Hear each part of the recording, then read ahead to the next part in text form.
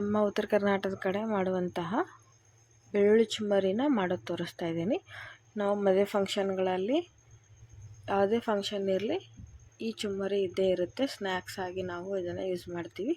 ಹಾಗಾದರೆ ಹೇಗೆ ಮಾಡೋದು ಅಂತ ನೋಡ್ಕೊಳ್ರಿ. ಈ ವಿಡಿಯೋ ರೆಸಿಪಿ ನಿಮಗೆ ಇಷ್ಟ ಅನಿಸಿದರೆ ನಮ್ಮ ಚಾನಲ್ಗೆ ಸಬ್ಸ್ಕ್ರೈಬ್ ಮಾಡಿರಿ, ಬೆಲ್ ಐಕನನ್ನು ಪ್ರೆಸ್ ಮಾಡಿ, ಲೈಕ್ಸ್ ಆ್ಯಂಡ್ ಶೇರ್ ಮಾಡಿರಿ ವಿಡಿಯೋನ.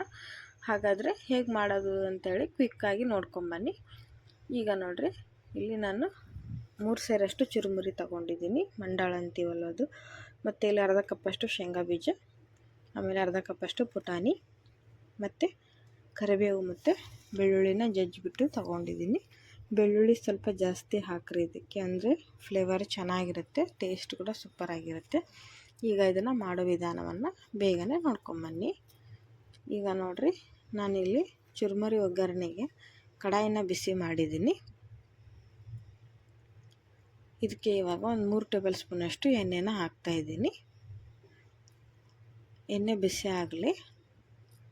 ಇವಾಗ ಇದಕ್ಕೆ ನಾನು ಫಸ್ಟು ಏನು ಮಾಡ್ತೀನಿ ಅಂದರೆ ತಗೊಂಡಂಥ ಕರಿಬೇವನ್ನು ಇದಕ್ಕೆ ಹಾಕಿ ಚೆನ್ನಾಗಿ ಸ್ವಲ್ಪ ಫ್ರೈ ಮಾಡ್ಕೊಂಡ್ಬಿಟ್ಟು ಒಂದು ಪ್ಲೇಟಿಗೆ ಎತ್ತಿಡೋಣ. ಯಾಕಂದರೆ ಕರಿಬೇವನ್ನ ನಾವು ಮೇಲ್ಗಡೆಯಿಂದ ಹಾಕೋದು ಇರುತ್ತೆ. ಹಾಗಾಗಿ ನಾವೇನು ಮಾಡ್ತೀನಿ ಫಸ್ಟ್ ಅಂದರೆ ಕರಿಬೇವನ್ನ ಸ್ವಲ್ಪ ಫ್ರೈ ಮಾಡಿ ತೆಗೆದುಬಿಡ್ತೀನಿ. ಒಗ್ಗರಣೆಯಲ್ಲಿ ಹಾಕೋದಕ್ಕಿಂತ ಈ ಥರ ಫ್ರೈ ಮಾಡಿ ತೆಗೆದಿಟ್ಕೊಂಡ್ರೆ ಟೇಸ್ಟು ಸೂಪರಾಗಿರುತ್ತೆ, ತಿನ್ನೋ ಕೂಡ ಚೆನ್ನಾಗಿರುತ್ತೆ ಅದು. ಈಗ ಇದೇ ಎಣ್ಣೆಗೆ ನಾನು 1 ಸ್ಪೂನಷ್ಟು ಸಾಸಿವೆ ಹಾಕ್ತಾಯಿದ್ದೀನಿ. ಆಮೇಲೆ 1 ಸ್ಪೂನಷ್ಟು ಜೀರಿಗೆ ಹಾಕ್ತಾಯಿದ್ದೀನಿ. ಜೀರಿಗೆ ಸಾಸಿವೆ ಚೆನ್ನಾಗಿ ಸಿಡಿಲಿ. ಇವಾಗ ಇದಕ್ಕೆ ನಾನು ಮೊದಲೇ ತೋರಿಸಿದ್ನಲ್ಲ ಶೇಂಗಾ ಬೀಜ, ಅದನ್ನು ಅರ್ಧ ಕಪ್ಪಷ್ಟು ಇಲ್ಲೇ ಹಾಕ್ತಾಯಿದ್ದೀನಿ ನಾನು. ನೋಡಿ, ಶೇಂಗಾ ಬೀಜ ನಿಮ್ಗೆ ಇಷ್ಟ ಆದರೆ ಇನ್ನೂ ಜಾಸ್ತಿ ಹಾಕಿರಿ, ಅದು ಚೆನ್ನಾಗಿರುತ್ತೆ ಶೇಂಗಾ ಚುಮ್ಮರಿ ಜೊತೆ ತಿನ್ನೋಕ್ಕೆ. ಈಗ ನೋಡಿರಿ, ಶೇಂಗಾನ ಚೆನ್ನಾಗಿ ಈ ಥರ ಕೆಂಪಿಗೆ ಖಡಕ್ ಆಗೋ ರೀತಿ ಹುರಿಬೇಕು. ಈ ಶೇಂಗಾನೇ ಒಳ್ಳೆ ಟೇಸ್ಟ್ ಕೊಡುತ್ತೆ ಅದಕ್ಕೆ, ಖಾರ ಚುಮ್ಮರಿಗೆ. ಹಾಗಾಗಿ ಶೇಂಗಾ ಬೀಜನ ಚೆನ್ನಾಗಿ ಫ್ರೈ ಮಾಡಿಕೊಡ್ರಿ ಫಸ್ಟು. ಆಮೇಲೆ ಇದಕ್ಕೆ ಜಜ್ಜಿದಂಥ ಬೆಳ್ಳುಳ್ಳಿ ಹಾಕಿರಿ.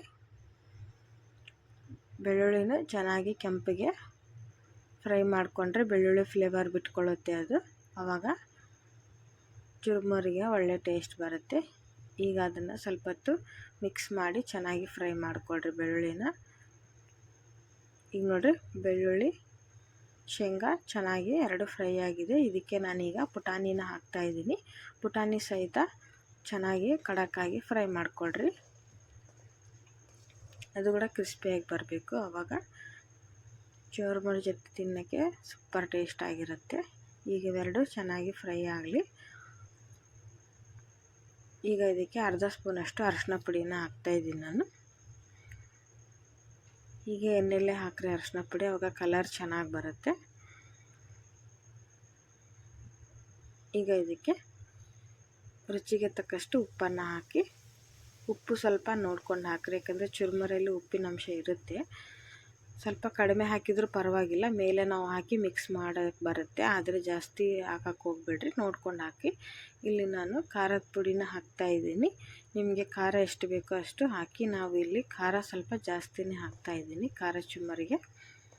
ನೋಡಿರಿ, ಈಗ ಫ್ಲೇಮನ್ನು ಆಫ್ ಮಾಡಿಬಿಡಿ. ಖಾರದ ಪುಡಿ ಹಾಕಿದ ಮೇಲೆ ಫ್ಲೇಮನ್ನು ಇಡಕ್ಕೆ ಹೋಗ್ಬೇಡಿ, ಆಫ್ ಮಾಡಿ ಈ ಥರ 1 ನಿಮಿಷ ಚೆನ್ನಾಗಿ ಖಾರದ ಪುಡಿನ ಫ್ರೈ ಮಾಡಿಕೊಡ್ರಿ. ಈ ಥರ ನೋಡಿ ವಾವ್, ಕಲರ್ ಎಷ್ಟು ಚೆನ್ನಾಗಿ ಬಂದಿದೆ ಅಂಥೇಳಿ.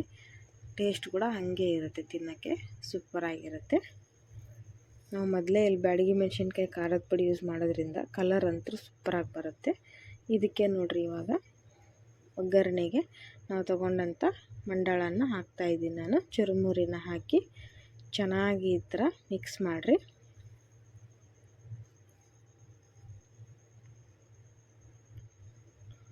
ನೀವು ಮಂಡಾಳ ಏನಾದರೂ ಮೆತ್ತಗಿದೆ ಅಂತ ಅಂದ್ಕೊಂಡ್ರೆ ಸ್ವಲ್ಪ ಹೊತ್ತು ಬಿಸಿಲಿಗೆ ಇಟ್ಟರೆ ಚೆನ್ನಾಗಿರುತ್ತೆ. ಬಿಸಿಲಿಗೆ ಹಾಕಿ ಇಟ್ಟು ಸ್ವಲ್ಪ ಒಣಗಿಸಿ ಹಚ್ಚೋದ್ರಿಂದ ಮಂಡಾಳ ತುಂಬ ಚೆನ್ನಾಗಿ ಟೇಸ್ಟ್ ಬರುತ್ತೆ ಚುರುಮುರಿ. ನೋಡಿರಿ, ಆಮೇಲೆ ಕರಮ್ ಕುರುಮ್ ಅಂತಿರುತ್ತೆ ತಿನ್ನಬೇಕಾದ್ರೆ.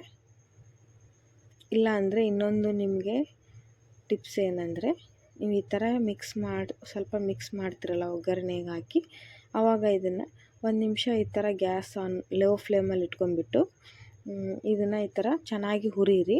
ಅವಾಗ ಕೂಡ ಮಂಡಾಳು ಚೆನ್ನಾಗಿ ಕ್ರಿಸ್ಪಿಯಾಗಿ ಬರುತ್ತೆ ಚುರುಮುರಿ. ಗ್ಯಾಸ್ ಆನ್ ಮಾಡಿ 1 ನಿಮಿಷ ಈ ಥರ ಲೋ ಫ್ಲೇಮ್ ಇಟ್ಕೊಳ್ರಿ. ಫುಲ್ಲು ಲೋ ಫ್ಲೇಮ್ ಇಟ್ಟು ಸ್ವಲ್ಪ ಹೊತ್ತು ಹಿಂಗೆ ಮಿಕ್ಸ್ ಮಾಡಿಬಿಟ್ರೆ ಸೂಪರ್ ಕ್ರಿಸ್ಪಿಯಾಗಿ ಮಂಡಾಳು ಬರುತ್ತೆ ಚುರುಮುರಿ. ನೋಡಿರಿ ಹೇಗೆ ರೆಡಿಯಾಗಿದೆ ಅಂಥೇಳಿ, ಎಷ್ಟು ಚೆನ್ನಾಗಿ ಕಾಣಿಸ್ತಾ ಇದೆ. ಇಲ್ಲಿ ನಾನು ಮೊದಲು ಕರೆದಿಟ್ಕೊಂಡಂತಹ ಕರಿಬೇವು ಸೊಪ್ಪನ್ನು ಇಲ್ಲಿ ಹಾಕ್ತಾಯಿದ್ದೀನಿ. ಇದಕ್ಕೆ ಹೀಗೆ ಮೇಲ್ಗಡೆ ಹಾಕಿ ತಿನ್ನೋದ್ರಿಂದ ಕರಿಬೇವು ಸೊಪ್ಪು ಚುರುಮುರಿ ಜೊತೆ ತಿನ್ನೋಕ್ಕೆ ತುಂಬ ರುಚಿಯಾಗಿರುತ್ತೆ. ಈಗ ಇದನ್ನು ಸಹಿತ ಕರಿಬೇವು ಚುರುಮುರಿ ಜೊತೆ ಚೆನ್ನಾಗಿ ಮಿಕ್ಸ್ ಮಾಡೋಣ. ಟೀ ಜೊತೆ ಸಾಯಂಕಾಲ ತಿನ್ನೋಕ್ಕೂ ಚೆನ್ನಾಗಿರುತ್ತೆ. ನಾವು ಇದನ್ನು ಸ್ಪೆಷಲಿ ಯಾವುದ್ರ ಜೊತೆ ತಿಂತೀವಿ ಅಂದರೆ ಫಂಕ್ಷನ್ಗಳಲ್ಲಿ ಉಪ್ಪಿಟ್ಟು ಜೊತೆ ತಿಂತೀವಿ. ಉಪ್ಪಿಟ್ಟು ಜೊತೆ ಬೆಳ್ಳುಳ್ಳಿ ಚುರುಮುರಿ ಇಲ್ಲ ಅಂದರೆ ಫಂಕ್ಷನ್ನೇ ಇನ್ಕಂಪ್ಲೀಟ್ ಆಗುತ್ತೆ, ನಮಗೆ ಆ ಫೀಲಿಂಗ್ ಇರುತ್ತೆ. ನೋಡಿರಿ, ಇದಕ್ಕೆ ಲಾಸ್ಟಲ್ಲಿ ಫೈನಲ್ ಏನಂದರೆ ಸಕ್ಕರೆ ಪುಡಿನ ಹಾಕ್ತಾಯಿದ್ದೀನಿ ನಾನು. ಇದನ್ನು ಸಕ್ಕರೆ ಪುಡಿ ಯಾವಾಗ ಹಾಕಬೇಕು ಅಂದರೆ ಎಲ್ಲ ಅದು ತಣ್ಣಗಾಗಿರಬೇಕು ಒಗ್ಗರಣೆ, ಆವಾಗ ಹಾಕ್ರಿ. ನೀವು ಬಿಸಿ ಇರಬೇಕಾದ್ರೆ ಸಕ್ಕರೆ ಪುಡಿನ ಹಾಕಕ್ಕೆ ಹೋಗಬೇಡಿ, ಅದು ಅಂಟ ಆಗುತ್ತೆ. ಬಿಸಿ ಇರುವಾಗ ಹಾಕಿದರೆ ಈ ಥರ ಲಾಸ್ಟಲ್ಲಿ ಎಲ್ಲ ಚುರುಮುರಿ ತಣ್ಣಗಾಗಿದೆ ಅಂದಮೇಲೆ ಲಾಸ್ಟಲ್ಲಿ 1-2 ಸ್ಪೂನಷ್ಟು ಸಕ್ಕರೆ ಪುಡಿ ಹಾಕಿ ಈ ಥರ ಚೆನ್ನಾಗಿ ಮಿಕ್ಸ್ ಮಾಡ್ಕೊಂಡು ತಿಂದು ನೋಡಿರಿ, ಸೂಪರಾಗಿರುತ್ತೆ ಬೆಳ್ಳುಳ್ಳಿ ಖಾರ ಚುರುಮುರಿ. ಇವಾಗ ನೋಡಿ ಚೆನ್ನಾಗಿ ನಾನು ಮಿಕ್ಸ್ ಮಾಡ್ತಾಯಿದ್ದೀನಿ. ನಿಮಗೆ ಸ್ಪೂನಿಂದ ನಿಮ್ಗೆ ಕಲಸೋಕ್ಕೆ ಸೌಟಿಂದ ಕಂಫರ್ಟ್ ಆಗಲಿಲ್ಲ ಅಂದರೆ ಈ ಥರ ನಾವು ಕೈಯಲ್ಲಿ ಕೂಡ ಕಲಿಸ್ತೀವಿ. ನೋಡಿರಿ, ಕೈಯಲ್ಲಿ ಕಲಿಸಿದ್ರೆ ಈಕ್ವಲ್ ಆಗಿ ಎಲ್ಲ ಕಡೆಯೂ ಖಾರ ಉಪ್ಪು ಹರಡ್ಕೊಳ್ಳುತ್ತೆ. ನೋಡಿರಿ ಎಷ್ಟು ಚೆನ್ನಾಗಿ ಕಾಣಿಸ್ತಾ ಇದೆ ಅಂಥೇಳಿ. ನೀವು ಇವಾಗಲೇ ಮಾಡ್ಕೊಂಡು ತಿನ್ನಿ. ನಮ್ಮ ಉತ್ತರ ಕರ್ನಾಟಕದ ಸ್ಪೆಷಲ್ ಬೆಳ್ಳುಳ್ಳಿ ಖಾರ ಚುರುಮುರಿನ ನೋಡಿರಿ ಟೇಸ್ಟ್ ಹೇಗಿದೆ ಅಂಥೇಳಿ ನಾನಿಲ್ಲಿ ತೋರಿಸ್ತಾ ಇದ್ದೀನಿ. ನಾವು ಈ ಥರ ಹಸಿ ಉಳ್ಳಾಗಡ್ಡಿ ಜೊತೆನೇ ಚುರುಮುರಿ ತಿಂತಾಯಿದ್ರೆ ಸೂಪರಾಗಿರುತ್ತೆ. ಊಟ ಬಿಟ್ಬಿಟ್ಟು ಇದನ್ನೇ ತಿಂತಾರೆ, ಅಷ್ಟು ಚೆನ್ನಾಗಿರುತ್ತೆ ನೋಡಿರಿ.